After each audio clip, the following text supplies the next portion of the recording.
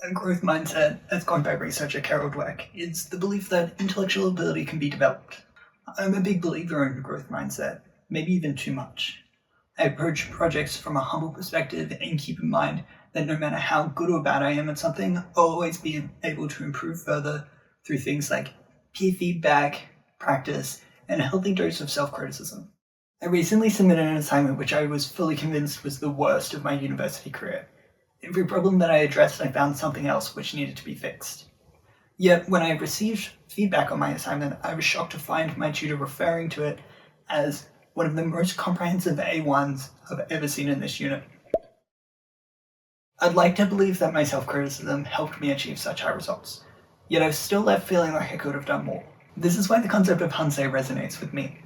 I often score well in many of my creative endeavors, but I'm regularly surprised by the results. In traditional Western reflection styles, this overperformance is often ignored in favor of interrogating underperformance.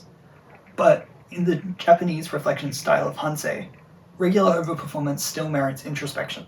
As author Matthew Mate puts it, while exceeding expectations may still be celebrated, Hansei also recognizes that a creative regularly doing so still means they don't understand their practice. I received feedback in a game jam recently that my self-criticism can also spill out into group projects. It may be perceived as dampening team morale or blunt.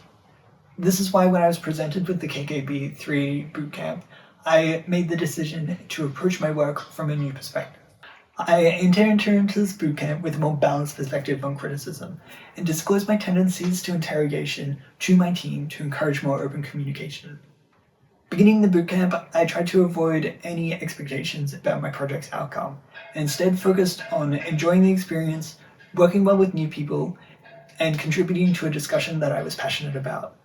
On the first day, I brought along my own problem statement and ideas about how I could approach it, but remained open to other people's problem statements, interests, and values, as I wanted to find a topic that we were all interested in exploring. I generally felt I collaborated well with my team, but ran into some problems regarding group decisions. I disagreed with the choice to include more social media elements in our project, both as a concern for scope load and because I felt it contradicted the central values of our Human Connection project. I raised some suggestions on how to improve these elements and focus on our central idea, but left the final decision in the hands of our team delegate in the spirit of balance and team optimism. In line with my tendencies for self-criticism, I often find myself taking on much larger workloads than I should in group projects, rather than trusting my teammates' opinions and skills.